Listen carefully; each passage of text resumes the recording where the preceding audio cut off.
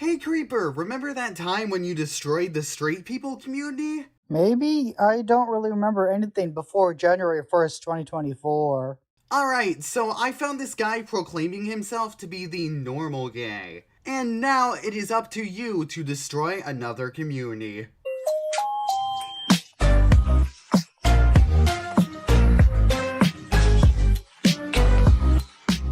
Alright, guys, let's move on to everybody's favorite part of the podcast, where I subject myself to mental torture and react to some unhinged TikToks from the alphabet people. Up first, more dumb woke outrage over Chick-fil-A. I'm a dietitian, and this is what I order from Chick-fil-A. Nothing, because I don't support bigots. Not to mention, the chicken there just sucks. In this household, we are a KFC family. Creeper almost wrote children instead of chicken, and that's hilarious. He partakes in the atheist tradition of eating babies. And you forgot the T in almost, so leave me alone. I don't fuck you with Kentucky. Honestly, I just can't relate to this at all. They could be as bigoted as they want, as bigoted in the world. I'm still going in for that chicken. I'm sorry, not sorry. Those waffle fries. I also like that kale crunch. I'm here for it. Not only is he willing to support a company people perceive as bigoted, but he also has horrible taste in food. This is such a white person moment. This is just like that one wacky book by George Orwell. Yeah, that awesome book is Animal Farm. Almost Naked Animal Farm. But more importantly, this whole backlash against Chick-fil-A is really dumb, and it's basically based on nothing at this point. So it goes back to the past where Chick-fil-A's owners, in their personal capacity, donated to groups and opposed gay marriage. The thing is, though, Chick-fil-A as a company never in its practices or its policies discriminated against gay people or gay customers at all. The issue people had with them was always just about the private beliefs of their owners, mostly. And that's no way to go about deciding who you're going to do business with. He literally just acknowledged that Chick-fil-A donates to groups that oppose gay marriage, and just hand-waves that away. That foot must really hurt from the bullet caught between his crusty toes. Also, people can decide not to support a company based on what the owners of the company do, and that's completely valid with what they're doing. You bring up things that Chick-fil-A is not doing, but what if people have just problems with what they are doing, not with the made-up stuff that you just came up with?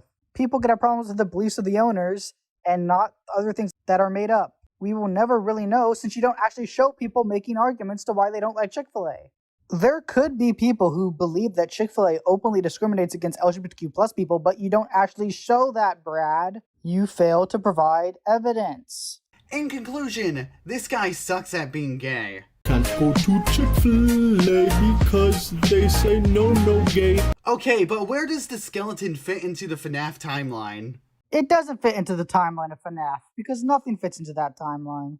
I mean, do you make sure that every waiter shares your politics when you go out to eat? Do you quiz your baristas who they voted for last election when you make your way through the Starbucks drive-thru? No. Random raiders at a company are not the same as the owners of that company. No one has ever suggested this. Almost as if we live in a society where you're free to your bigoted ideals. And you're just pushing this TikTok to a logical extreme. One of the great things about capitalism and free markets is that we trade with people who are very different from ourselves, and that's okay. Something you can also do is not trade with people you don't want to trade with.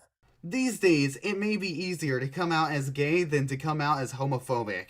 Fun fact, Togo originally wrote homophobic, which means they are intolerant of homies. And more importantly, as far as Chick-fil-A donating to anti-LGBTQ groups or anything, that was always disputable. It was always more complicated than that. They donated to groups that had some sort of purpose, like the Fellowship of Christian Athletes, and then had maybe anti-gay policies, but that wasn't the emphasis of their work.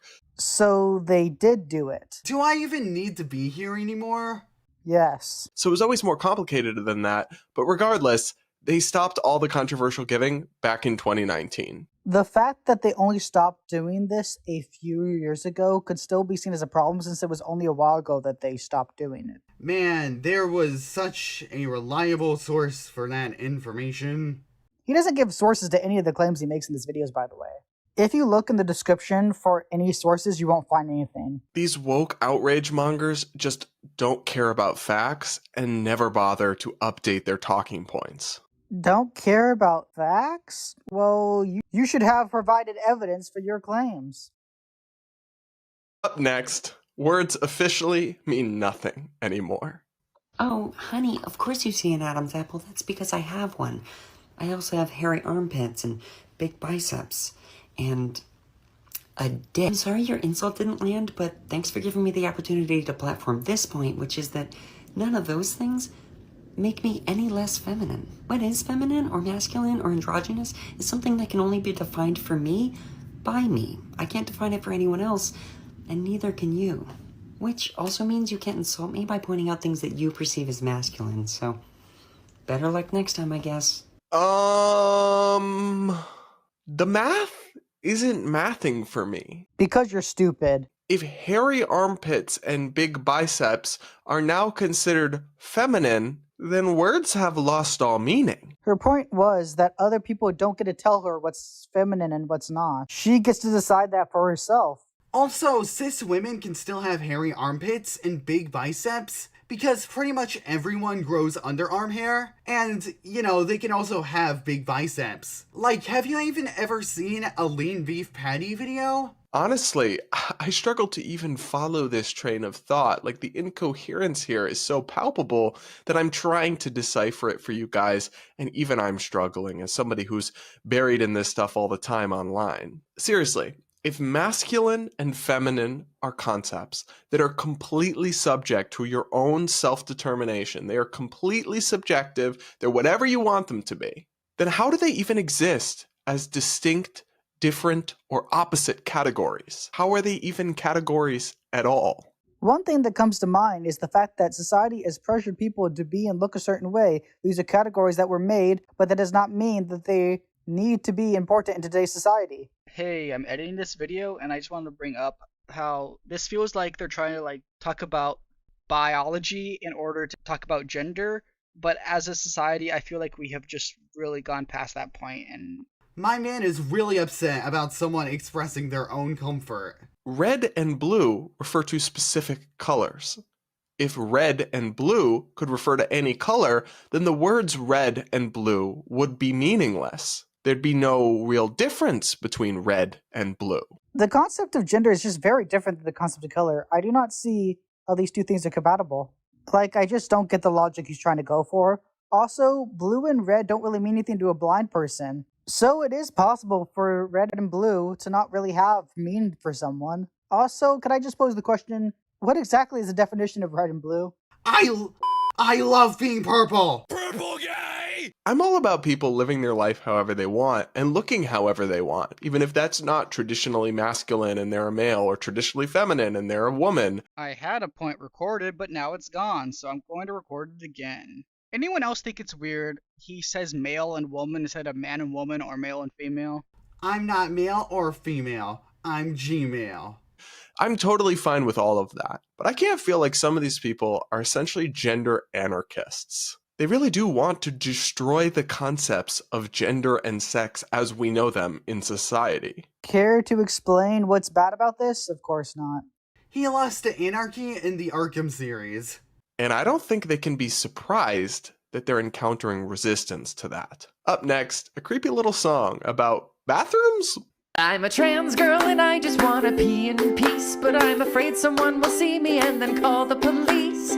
I'm not some pervert or attacker, I just need to empty my bladder, so I'd really love it if you let me be. Repeat after me, I'm not afraid of my trans friends. I'm not afraid of my trans friends. I'm really afraid of cisgender men. I'm really afraid of cisgender men. I will let you pee in peace. I will let you pee in peace. Because I really don't want a UTI. Capiche? I'm really not a fan of the singing thing and the whole, childlike demeanor almost that some of these TikTok activists seem to be going for. Why are you a trans girl? Aren't you a trans woman? You're a grown adult. I guess there's a difference between girl and woman, but it's not really important here. The man is arguing semantics, which is not inherently bad, but he's arguing them to make someone look like a creep for no good reason. In fact, since this is a song, I'd argue that using girl makes more sense, because a word that's one syllable keeps to the rhythm better, as to a word that's two syllables. And that's putting aside how nitpicky it is to focus on a single word.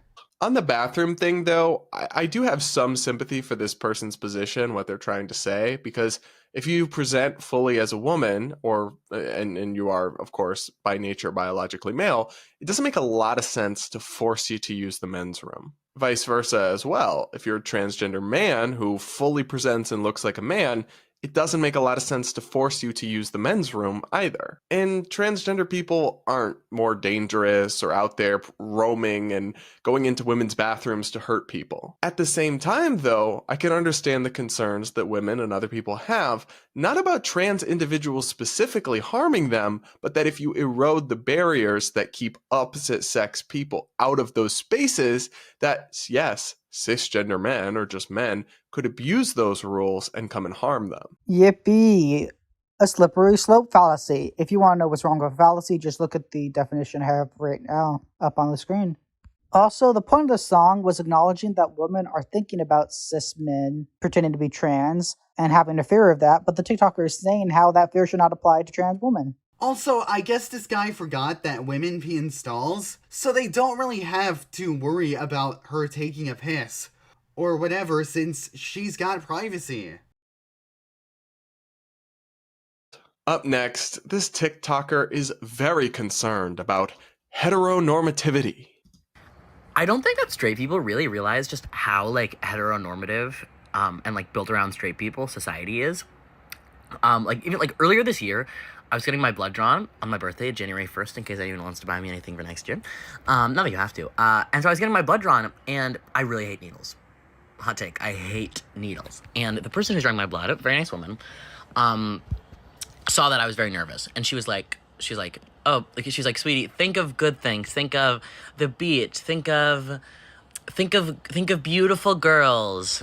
And I was like, well, and I said to her, and I was very polite. I said, you know, I'm not really sure if my boyfriend would appreciate that. This was when I had a boyfriend. And she was like, oh, like, okay, I apologize. And I was wearing this shirt, I think. And, like, I read like this. And so I'm like, the fact that you would assume that, like, in this day and age, you'd be like, oh yeah, like, think of little beautiful girls, you Aiden. Anyway, it's just interesting. I don't fault, like, I'm not, like, dox her, because I also don't remember her name, but I wouldn't. I have nothing against her, but I'm just like, that's how built into everything heterosexuality is. I do not understand the point of this video. Like, why do TikTokers always seem obsessed with these petty complaints and the most minor of interactions and trying to spin some narrative about societal ills based on them? Spinning a narrative? That's some pretty extreme logic for a video that's honestly just casual story time about someone thinking that he was straight. He didn't even sound that upset. He even said that he has nothing against this woman. This video isn't even all that complaining, all things considered. Not to mention how being gay is far more common in today's society. Gay people are obviously not the majority, but they are far more common than they once were. Like, this just comes off as being argumentative towards something that was never really argumentative in the first place, as the video in question is mainly just observational. Anyway, I think the gay people community has been thoroughly destroyed now. I didn't think a single man could represent an entire community. Actually, he's the normal guy, so he must be the norm. The word norm, at its derivative, is actually about the statistical norm. What's the most common occurrence, is what that means. Actually, he's the normal guy, so he has to represent the norm. Also, we destroyed the anime community by taking down one anime girl, so you clearly don't know what you're talking about.